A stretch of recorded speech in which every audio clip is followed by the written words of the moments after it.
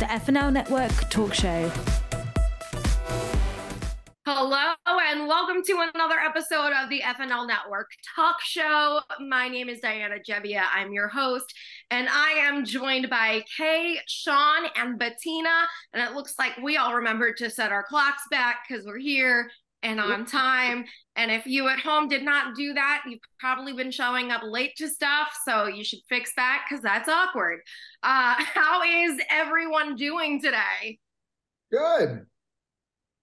Great. Are you feeling a little like depressy because the sun is setting earlier? I know I am.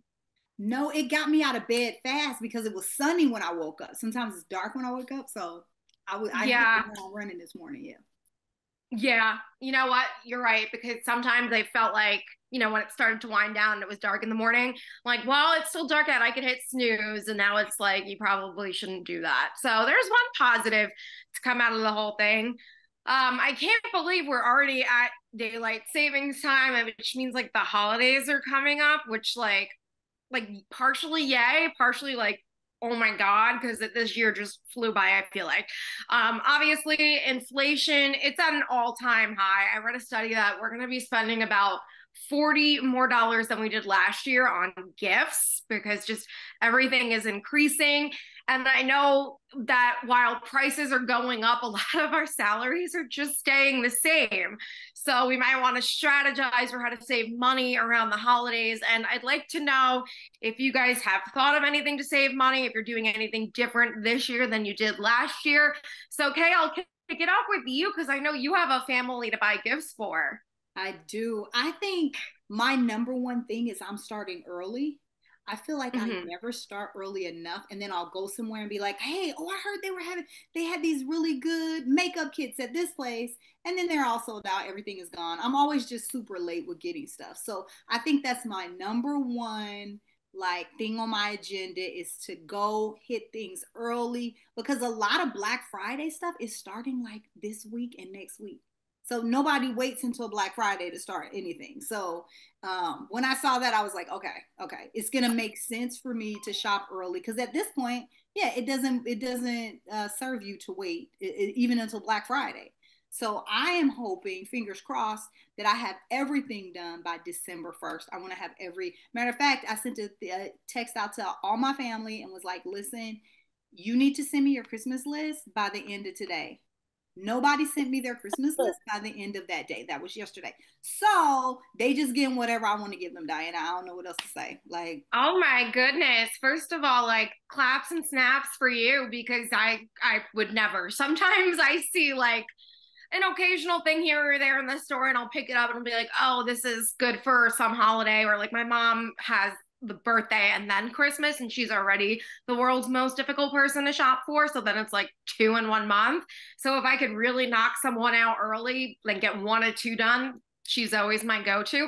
But like speaking of my mom, she's like you, like I will talk to that woman and it'll be, I don't know, October 1st and she's like, yeah, I'm done shopping. I'm like, what the, huh?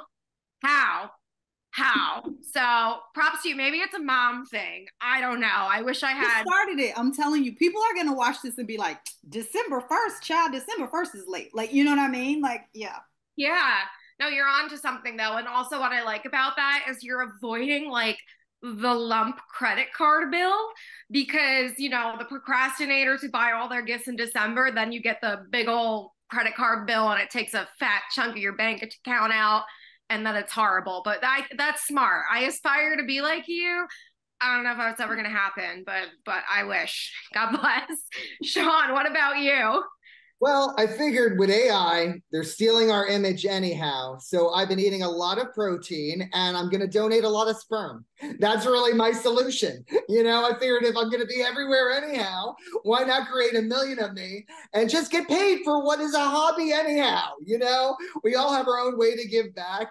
And I figured I'll stuff his stocking differently this year, and he'll help me fill the stockings of my loved ones. So that's what I'm planning. You know, I'm loading up, I'm getting ready, and 'tis the season. That's true. There's going to be no, not at all. Of course not. There's going to be lots of little Sean's running around. That's scary. Well, oh, I was going to say that really would be so much fun. It's an idea. I'm considering it. Yes. No, give back to community, give back to your family and friends, get something. Inflation everywhere, I'm just saying, that's it. I love that for you. There's an idea for some of you out there. Bettina, who obviously was not a fan of Sean's suggestion. I imagine you have a different approach.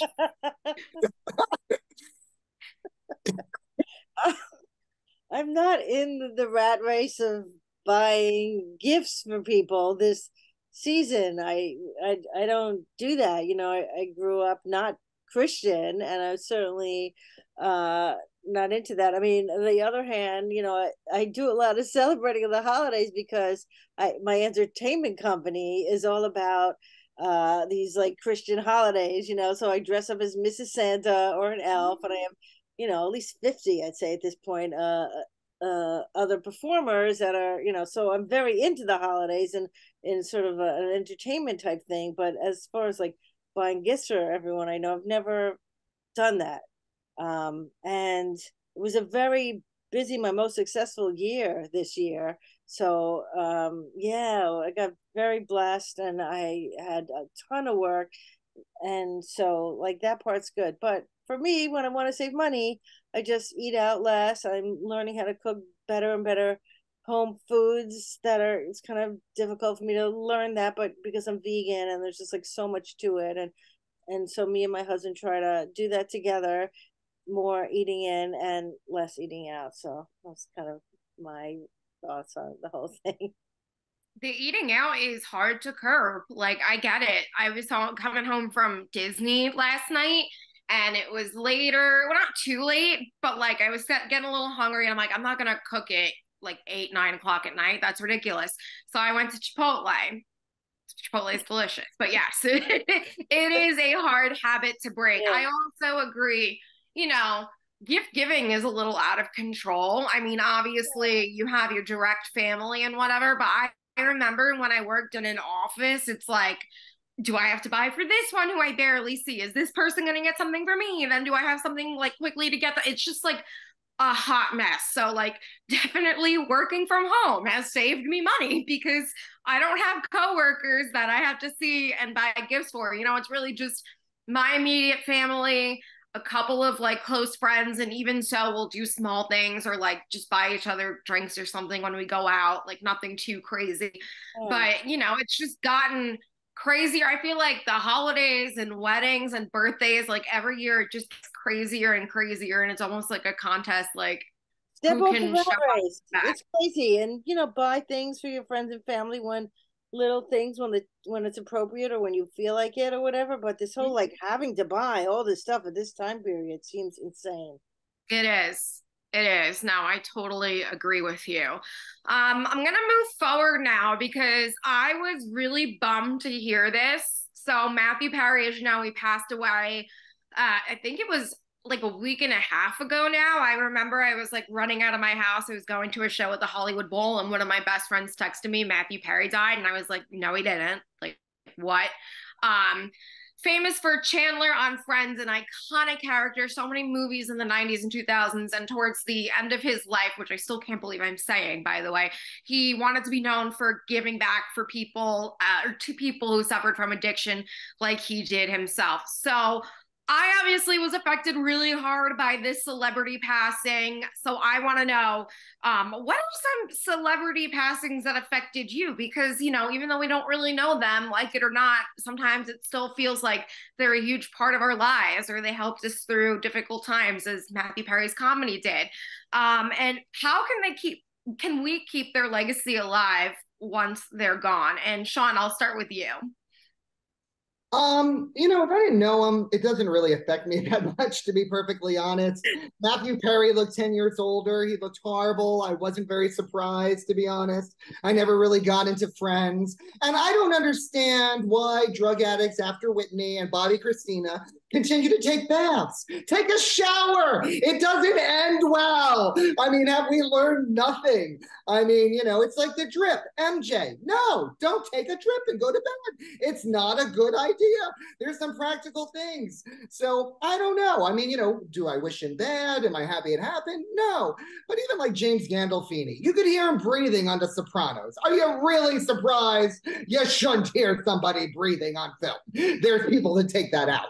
So, when they pass, I'm like, well, I saw it. He wasn't my friend. I really feel. No, I'm kidding. I'm totally kidding. No, it's a valid point, and I'm glad we had that opposite side of the story, because I'm someone who just, I don't know, I find myself so affected by these things. One of mine was Joan Rivers. Like when Joan Rivers passed away, I was not well. Like I grew up with her. Like she's one of the reasons why I wanted to become a host. She's hilarious. There's not many women comics out there, and I feel like she paved the way for them. So Joan was definitely mine. How about you, Bettina? Do you have any celebrities that you were affected by their passing? Well, it definitely was affected by Mathew. I mean, I read his book and I just, I always really liked him as Chandler, and it was just sad. And I think like the whole story of addiction, how it really gets you and doesn't let go of you it's just so horrible. I mean, this guy had all the money in the world and he still like couldn't really have a happy life and let go of that addiction. So I find that just so sad. And yeah, there have been celebrity passings that have affected me. There was a soap opera actress I was really into because when I was younger, I was just really into this character, and it helped me a lot growing up because I was like a shy, nerdy teenager, and watching this character on the soap just really helped me come out of my shell a little bit. And she passed away at a young age, and that's still disturbing to me. It was actually fairly recent, so that. You know the name of the actress? Because I'm like, my mom's big into soap, so like. Oh, I don't want to say it. Oh, okay. I'm sorry. I didn't know that.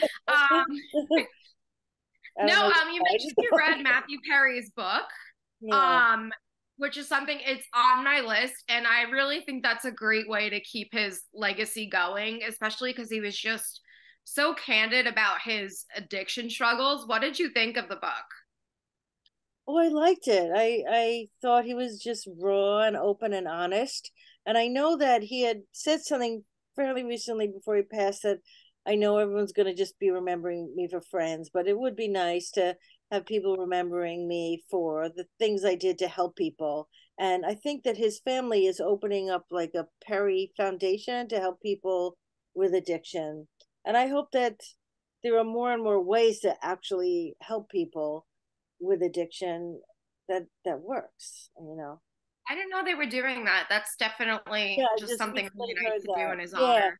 Because that's what he wanted. He wanted to be remembered for that. So let's remember him for that, and let's all just try to help each other. I mean, the world's kind of falling apart, and there's so much violence and hatred and everything. It's just, I think that the world right now is on a scary tipping point, and the more we can do to reach out and help each other, the better chance we have of surviving as a species. Well said. No, it's a really good point. Not to get maudlin or anything. No, seriously, like preach it with like I feel you. I'm with you there. Kay, what do you think? I was never a huge Friends fan. I've never really watched an episode, but that the cultural impact is, I knew his name was Chandler being on the show, having never watched it. You know what I mean? That's how you know it was huge, right?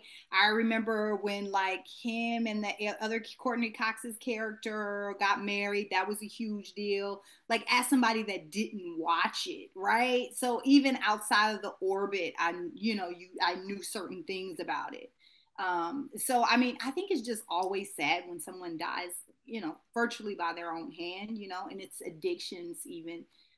It's just a sad all around. I know he had a family, and it's really sad for his family. So, but for me, a celebrity death just recently that affected me was Tina Turner. I was like, oh my gosh, Tina Turner. Yeah. I love Tina Turner, and it's just crazy to me because I was looking up stats on Tina Turner. When she made Private Dancer, y'all, she was like 45. I Wow. don't know what 45-year-old is out with new music making a hit song. Like, it came out in 84, and I think it said she was born like 39. And I was just like, how, Sway? Like, how is that possible? Because in my mind's eye, everybody was old because I was little when that song came out. And I used to love her music even as a little kid. But I think now I'm like, nobody's making music at that age, that's just new and a hit and so vibrant. And then when I was maybe 11 or 12, I read her autobiography, which probably wasn't really meant for a 12-year-old, but it was great. She's so empowered and talented, and it took so much strength for her to walk away from, of course, the long time abusive marriage with Ike Turner, and just to recreate herself. I mean, I don't know. She's just amazing. She was amazing on so many fronts. And so to see her, I mean, she lived a long, wonderful life. She had recently gotten remarried to a husband that they had, a partner that they had been together like Oprah and Stedman Girl for like decades. And then she just decided to get married, 20 years in or whatever. So I don't know. She was always just really gracious in interviews and very transparent and just, a strong, empowering woman, super talented. So that was sad to see her passing. It was this year, right, guys? This past year, yeah.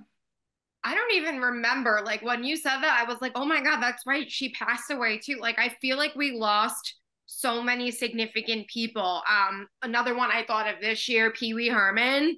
Oh my God, I was so sad about that because I grew up watching Pee Wee's Playhouse, and I'm a huge fan of Danny Elfman, and like them work together. Wow, they worked pretty closely together. So I went to see Danny like right after it happened, and they had a memorial for him and everything. And it's crazy when you start to see the people you grew up with, like you just said with Tina, like not here anymore. And it's just like this. Yeah. It's real. Like life is real. Bob Saget too, which that was another one like Mathew Perry. He didn't have addiction, but they both passed from cardiac arrest. So it's just like Mathew Perry had something, not Mathew Perry, Bob Saget. I thought something like he was in a hotel room and he just like fell and he hit his head and that was it. Maybe that was it. Maybe I'm thinking of someone else with cardiac arrest, but it definitely, I remember the hotel room and they found him, and it was just like, it reminded me of Mathew Perry's, I think, now that we're talking about it, like they were just alone. And it just was like the sad circumstance of being alone, that no one was there. And, you woulda, coulda, shoulda, like who knows if someone was there, if it would have even been too late anyway. But it's just so sad. You remember Bob Saget as Danny Tanner on Full House. And that was just another one that completely like wrecked me. Suzanne Summers too. I was surprised at how sad I was to find out, because I grew up on Thigh Master Suzanne Summers, but also like I grew up on so many reruns of like Three's Company. She was a brilliant comedian, like comedic actress. She was great. Yeah. Yes. Yeah, that was what, like last month, right? Mm-hmm. She was really recent. She was sick for a long time. And so was Tina. Tina did The Farewell on Netflix beforehand. If you didn't watch it, it's great. Because she had a stroke towards the end. So she wasn't doing so hot. And, so I wasn't very surprised. But it's a great documentary on Netflix if you want to see it on Tina. Oh, yeah. I'm going to check that out. All I know is that, like, the award shows are going to have some in memoriam next year. Like, oof, they got their work cut out for them. All right, let's kick it into a lighter topic now that we've depressed everyone. Why are we talking about that? Now that we've depressed everyone. Come on. We're going to talk about the housewives and their bumbling messes of lives. So Vanity Fair did an expose, and I'm using it in quotes, because they pretty much wrote this shocking article about how these housewives are encouraged allegedly to drink on camera, and then they aren't the greatest humans off camera. And I am in no way condoning any of that. That is bad. Let me read my lips. That is bad. That is not good. but are we surprised? Like I read that and I was like, oh my God, what's next? The sky is blue? Like, you're kidding me. Come on with these revelations. So I will kick it over to Bettina. What are your thoughts? Do you think this revealed anything? Do you think reality stars I think reality TV is like the worst possible, like, part, dirt of humanity, really. I mean, I love television and episodics and series, and I'm an actress. I love like the craft of acting, and I love watching like real interesting stories and storytelling. And this is just so manipulative of people, and people trying to get ahead and hurting each other, and violence, and the fact that people watch it. It's like reminds me of, what is it, the ancient Greeks, when they like threw all kinds of crazy people to like fight with each other. It's terrible and horrible for humanity once again. I don't get like why we even have this kind of stuff. And yes, I know that they manipulate people, and they try to make them tired, and they try to make them drink, and the whole thing's ridiculous, and yet people watch it. So I find the whole thing disturbing. I'm one of those people who loves it. I mean, lately, not as much as I used to. I've been like moving on to different things, but I still love popping on the TV because obviously, as I mentioned before, this article was not a shocker to me. And that hour of people being hot messes, like, it just makes me feel like I'm doing something right. You know what? I don't have it that bad. I'm not that much of a mess. Like, I might still be a mess, but I'm not that level of a mess. So it's kind of cathartic to watch in a way. Or, you're going through a really bad time and you turn on their TV and you see this woman, which had actually happened in the Real Housewives in New York.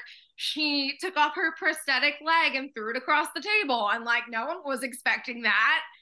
And it's just like, oh my God, number one, knock on wood, I don't have one of those legs, but I would never do that if I did. I would never throw anything across the table. So I'm doing pretty good. You're doing great, yeah. Deanna. Thank you. You don't need to watch a stupid thing Pats like that. on the head. You don't need to watch a stupid thing like that to realize. I'm sorry. Oh, thank you. I appreciate that. Kay, I don't remember if you were a reality TV fan. Well, certain. I'm watching The Golden Bachelor. Girl, I have a group that watches The Golden Bachelor. Like, I go to a friend's house, we all get together, we bring snacks. It is so fun. That's so cute. Yeah, so I'm not gonna hate on reality TV. Listen, like, who's to say what, one man's trash is another man's treasure? I mean, it's like people judging art, like when pop art first came out, Andy Warhol, what a jerk. And now people like love it and it's classic, like whatever, it's here to stay.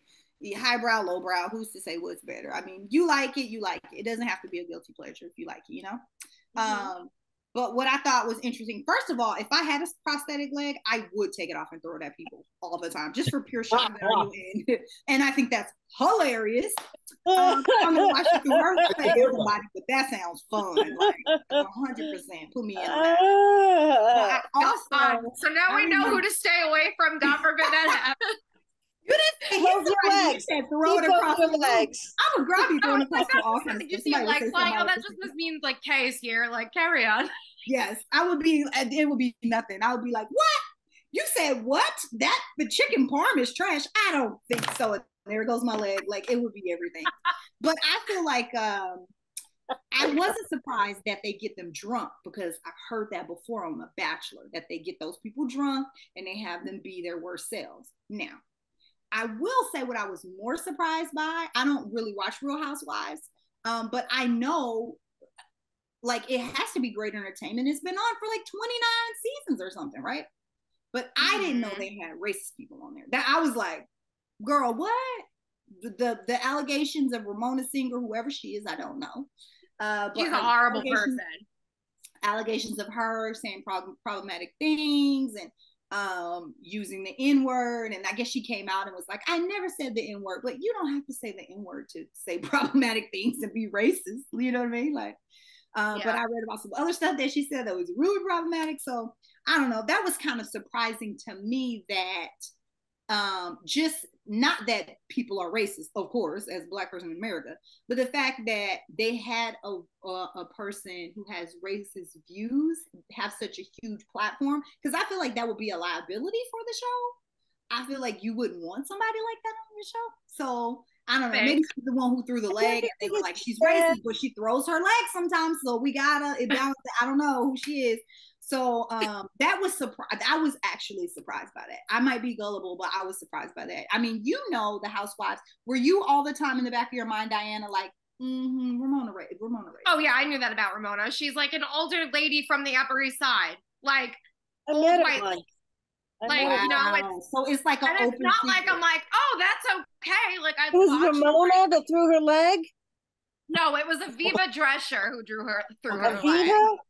So yeah, it's the open secret that she's racist on. Interesting. And there, if you watch not this last season of The Real Housewives of New York, because finally Bravo caught on and was like, we should get a new cast. Like that's why when you were talking, I was like, yeah, you would think they would know that, but I feel like what Bravo does is they won't pay attention, like they'll sweep it under the rug until something like this comes out into the public eye, and then they try to bandage it up with the posts on social media or like, you know, we're looking into this or an apology or whatever. But this is, I wish I could say this is the first case of that happening. This has just happened so many times. And if you watch the previous season of The Real Housewives of New York, Ramona's last, like she wasn't hiding anything for the camera.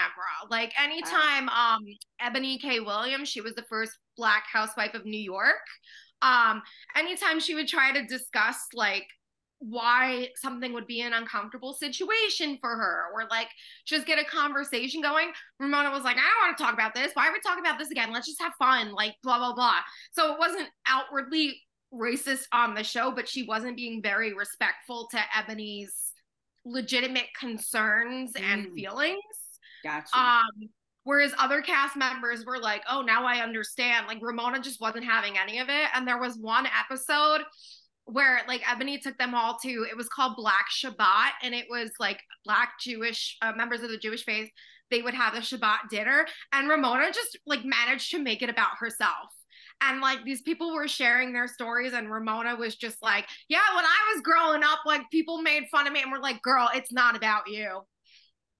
Like it could not be further about you from now. Like take a seat. So that's why Miss Singer was just not a big surprise to me and the Bravo community. I'm glad that she's off that show, because that's where it becomes kind of what Bettina was saying earlier. It's not fun to watch anymore.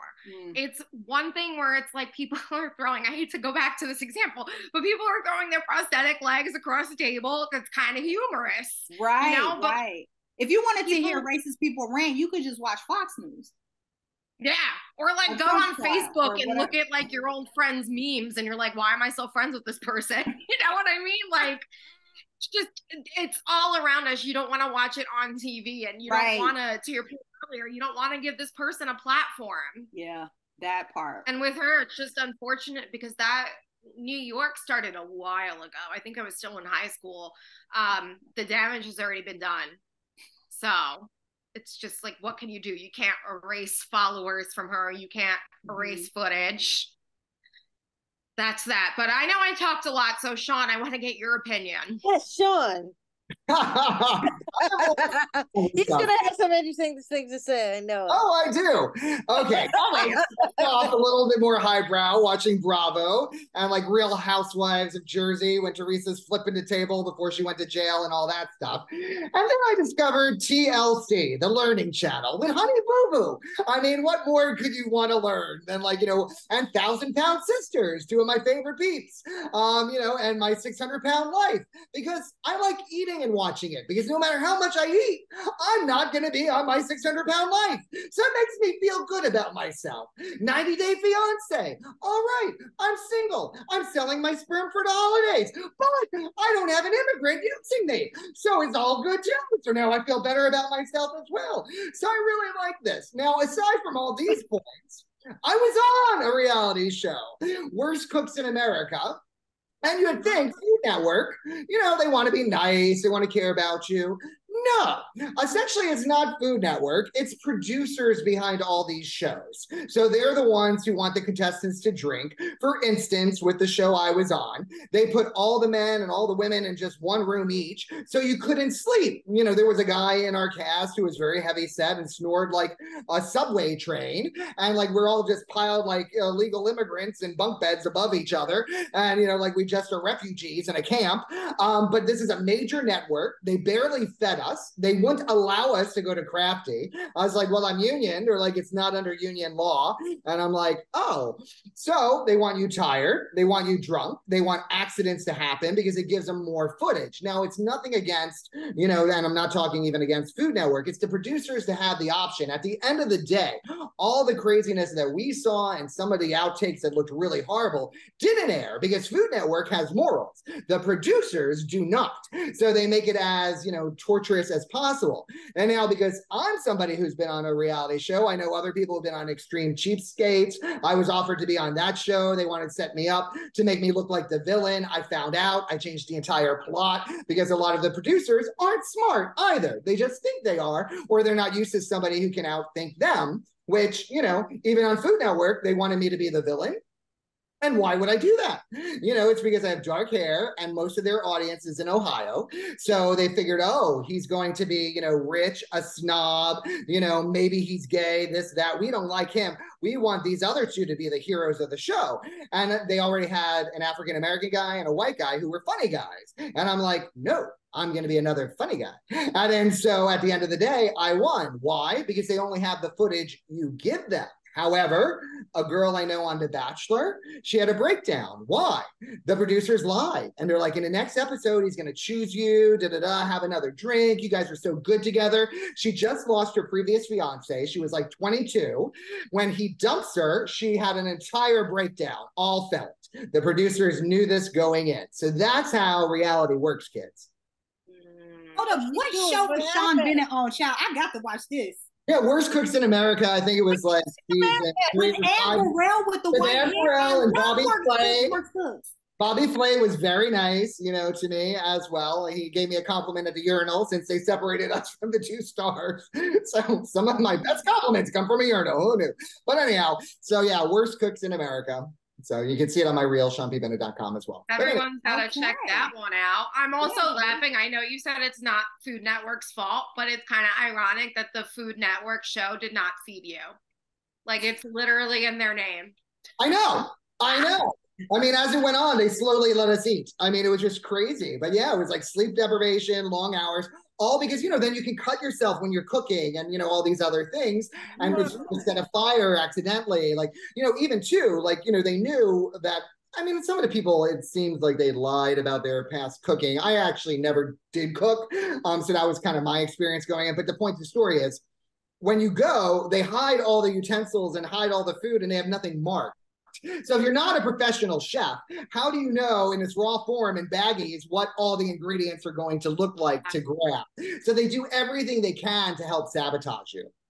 Oh yeah, I like to cook and I wouldn't even know that. And who can tell the difference unless you like lick, which is gross if you're cooking, like salt and sugar. Like, it probably takes a really trained eye to figure those out. So who knows? You could be baking a cake, or like I made a delicious banana bread that called for like 1.5 cups of sugar. I can't imagine making that with like 1.5 cups of salt. That would be awful. Yeah, it's crazy what they do. I have family friends that have been on reality shows. One was on King of the Nerds, and then they also had like their own pilot, but I never got anywhere. But yeah, she told me like a story, just they would be forced to not talk to each other at night because they want like everything fresh to be on camera, like all these things that you don't think of that they do manipulate, as you said, just because they want the footage. That's what it comes down to. And it's like crazy how far people are willing to go to give them what they want.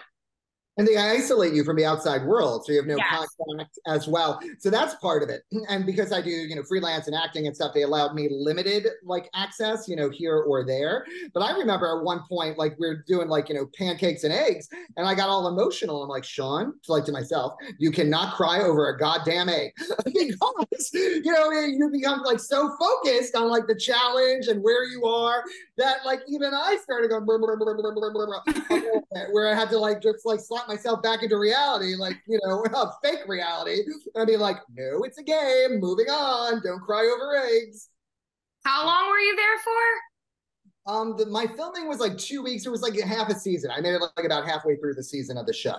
I mean, which actually I was impressed because I never had cooked a day in my life. And they have you like pull your own noodles because who doesn't do that? Like, in Chinatown. And they're like, make your pizza from scratch and, make your everything from scratch and, grind your own meat. And I'm like, all right.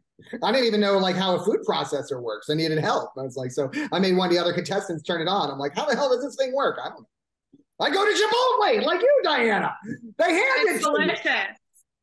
Those tortilla chips with the hint of lime and the salt, like when you have a limey, salty chip, chef's kiss. That's what they should have taught you how to make on Worst Cooks in America, like perfect limey, salty chip. I would have just. Oh my God. So Worst Cooks in America, I'm going to be checking that one out. To wrap it up though, I do want to talk about the holidays, which I know is a favorite topic for some of us on the cast. Some people like to decorate this time of year. Some people are like November 1st, the tree is going up. Some people have had it longer. Some people want to wait until after Thanksgiving. Have you started decorating? When are you planning on decorating? Are you decorating? Any holiday or just seasonal, whatever floats your boat. Bettina, I'll start with you. Some people grew up Jewish. We don't have all this stuff. Yeah, no, it's true. But not that I'm not into any holidays for my own personal thing. I mean, it's not that I'm not religious in that way. I'm a spiritual person. But as I said before, my business is fully ingrained in like holiday stuff. So practically every day of December, I'm in a holiday thing. I'm dressed as Mrs. Santa. I'm dressed as an elf. I'm in Santa's workshop. Like I am like overly decorated, in that atmosphere for the entire month of December. So I don't need to do anything at home. And certainly my husband is not into that at all. Like it just makes no sense. So no. Not even like a seasonal, like I know some people will put out different towels for fall or like a different pillow or candle or something. No? Never even thought of that. No, neither. No, not your jam. Totally understandable. But I have to understand I'm in that environment, like, a lot, like, Yeah. hours and hours and hours the whole month. It's nice to not have that when I come home. Listen, I can't listen to Christmas music anymore because when I worked on the radio, like all of December, a lot of stations would just be strictly Christmas music. And it was like the same songs over and over. And there's only so many times you could hear Feliz Navidad without starting to go crazy over the eggs like Sean was. So I was not listening. Like, oh my God, Mariah Carey, I love her. I really can't listen to that song. A lot of it's just been ruined for me. Like I listen to really obscure, like, I know this wasn't on the radio. Okay, I'll listen to this. Like Dropkick Yes, Murphys I have to hear that at the events. They play Christmas music the whole, so I do. How many versions of Jingle Bell? Like, how many can you hear? I'm sorry. Get it? They're bells, they jingle. Like, awesome. Yes. So no, I feel you on that with as far as your view on decorations. I'm that way with the music. I totally get it. I personally, like, I wish like people would keep their Halloween decorations up a little bit longer because I do love, when the seasons change. I used to not like that living back east because then I was like, oh, well, it's going to get colder. But now living in LA, I'm like, well, it's like really nice here year round. So like Halloween, bring it on. I love that holiday. And there's just something so magical to me about when the season first hits and you go to a pumpkin patch, or like I went to this thing called Knights of the Jack and you walk through and they had carved pumpkins. And I love that. It just feels like really like home and comfy and cozy. So I like when people leave their Halloween stuff just up just a little bit longer. Or if you combine Halloween and Christmas and do like a Nightmare Before Christmas type dealio, I love that. I don't really decorate my apartment because I have just a studio. So like, what am I going to decorate? I'm not buying a tree. And then I go see my family for most of December. So it doesn't make sense for me to decorate and then do nothing with it. But I do decorate. I started decorating for what I call Halloween, which is Valentine's Day Halloween, just because my birthday is right by Valentine's Day and I like spooky stuff. So I'm like, this is fun. So I went to Michael's last year and bought a bunch of like Valentine's Day stuff and made it creepy. And that was my little project. I had fun with that. Yeah. What about you, Sean? I'll do like little things like a poinsettia, a candle, like some tchotchkes. I live in a dormant building in the city, and I like that they decorate in the lobby. So they kind of do it.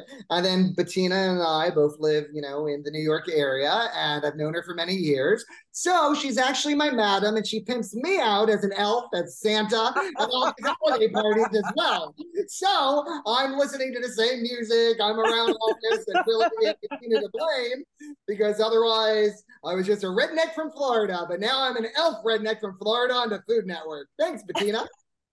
An occasional Santa too. An occasional Santa. I make a horrible Santa, but I want. How are you with Santa, Sean? You're 25.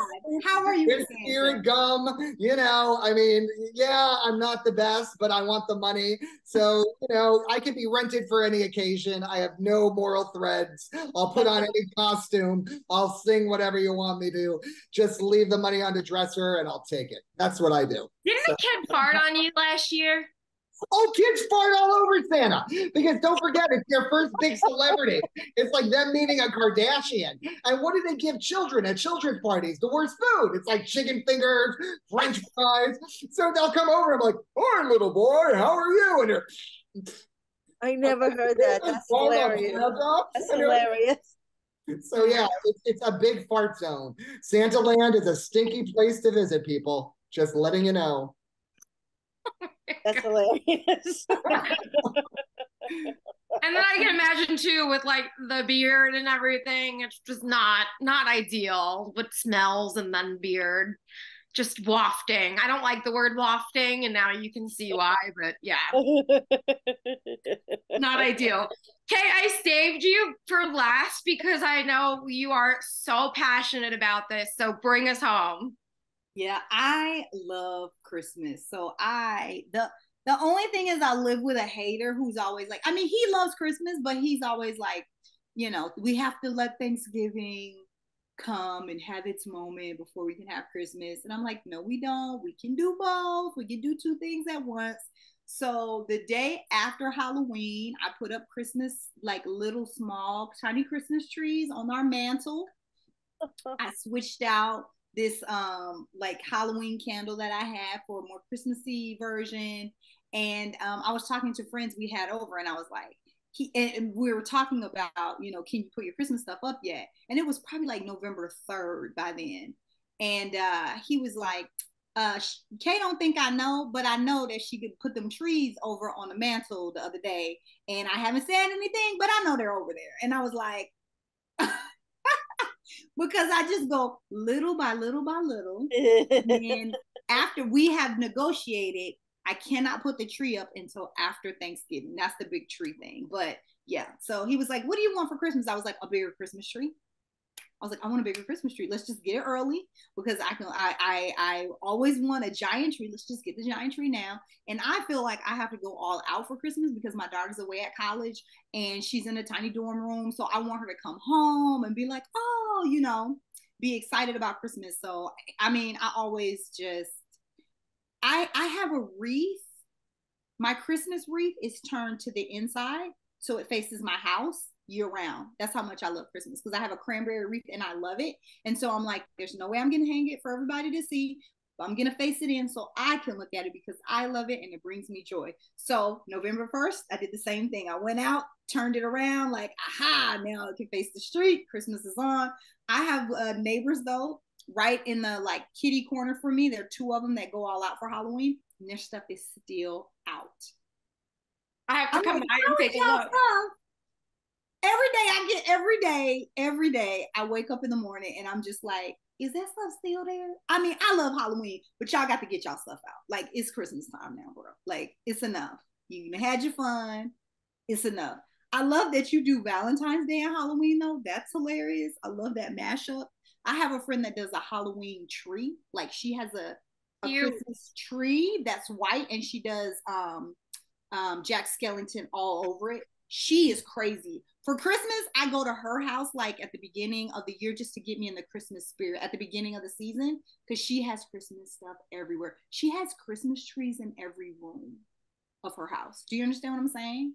Christmas trees in every room. Like, her kids have Christmas trees in their room, and not tiny trees, like 5-6 foot trees.